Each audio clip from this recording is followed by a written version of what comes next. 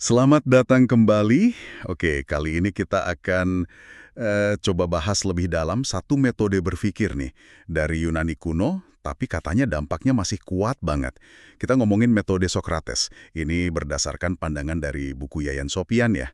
Mungkin Anda juga mikir nih, gimana sih caranya biar analisis kita tuh tajam sampai ke akarnya gitu. Apalagi di zaman sekarang, info banyak banget kan. Nah, sumber kita ini bilang metode ini bisa jadi kuncinya. Yuk, kita telusuri bareng, asal-usulnya gimana, intinya apa, sama kenapa sih masih relevan? Betul sekali.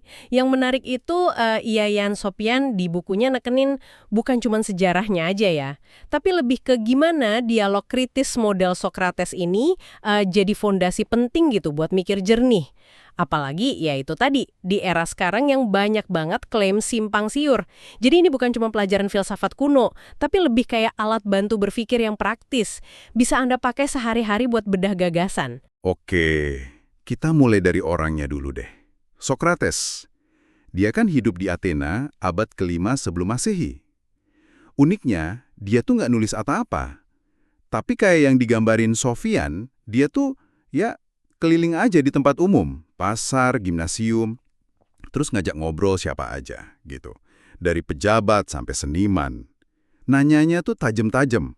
Dia percaya banget kalau kebenaran tuh bisa digali lewat, yaitu, dialog kritis. Nah, pendekatan ini nih yang bikin dia terkenal. Tapi di sisi lain ya seperti dicatat Plato dan ditekankan juga di sumber kita, ini bikin dia punya banyak musuh juga.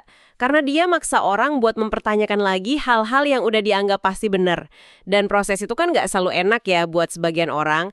Ujungnya emang tragis sih, dia dihukum mati tahun 399 SM. Tapi metodenya itu malah jadi abadi kan? Sebenarnya apa sih inti dialog Sokrates ini? Yang bikin kesannya ganggu, tapi sekaligus mencerahkan gitu. Intinya itu namanya elencos. Gampangnya sih proses nguji argumen lewat tanya jawab yang mendalam.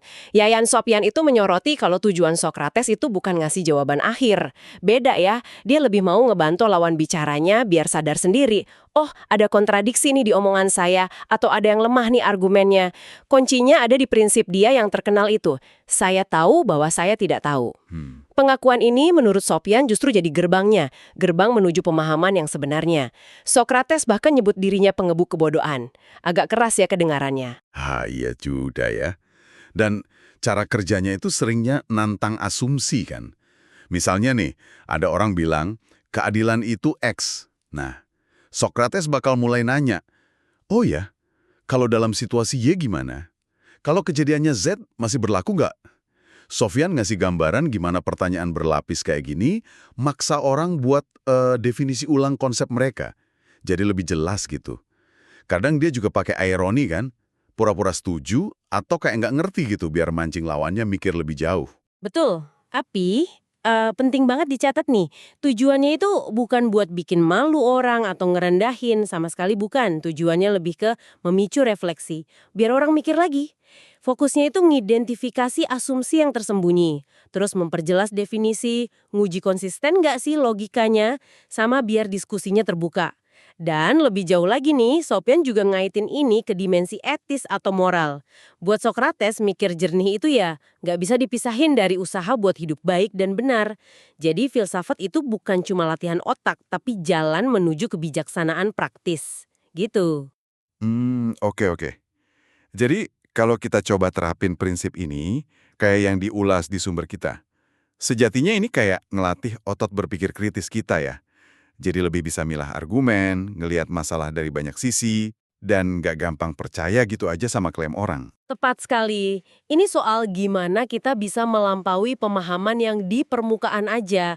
Apalagi zaman sekarang, informasi kan melimpah banget ya, tapi seringkali dangkal. Nah, kemampuan buat terus nanya kenapa dan bagaimana ala Sokrates, ini jadi krusial banget. Biar kita nggak kejebak bias atau kesimpulan yang buru-buru. Intinya sih, ini soal membangun kejernihan dan konsistensi dalam berpikir. Kalau gitu, apa nih intisari utama yang bisa kita ambil dari pembahasan metode Sokrates ini, terutama dari perspektif Yayan Sopian? Kayaknya soal dahsyatnya kekuatan bertanya yang terstruktur ya. Terus, pentingnya rendah hati secara intelektual. Ngaku kalau kita nggak tahu semuanya. Dan ini jadi kayak warisan abadi gitu buat ngasah ketajaman berpikir kita. Iya, persis. Dengan memahami prinsip ini, Anda jadi punya bekal lebih baik lah pas lagi diskusi atau pas nyaring informasi. Coba aja misalnya identifikasi asumsi di balik omongan orang, minta klarifikasi, uji logikanya. Nah, itu langkah praktis buat nerapin warisan Sokrates dalam keseharian Anda. Oke. Nah, sebagai penutup nih, ada pertanyaan reflektif buat Anda bawa pulang. Coba pikirin deh, ada nggak sih satu keyakinan kuat yang Anda pegang banget sekarang ini? Yang mungkin belum pernah Anda uji pakai pertanyaan-pertanyaan mendasar kayak yang diajukan Sokrates. Coba direnungkan ya. Sampai jumpa di pembahasan kita berikutnya.